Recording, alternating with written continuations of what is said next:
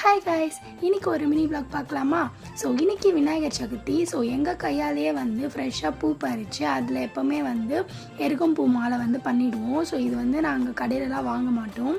So அதுக்கப்புறமா காலையில் நானும் அப்பாவும் போயிட்டு விநாயகர் எல்லாமே வாங்கிட்டு விநாயகரை டெக்கரேட் பண்ணுறது நான் எடுத்துக்கிட்டேன்.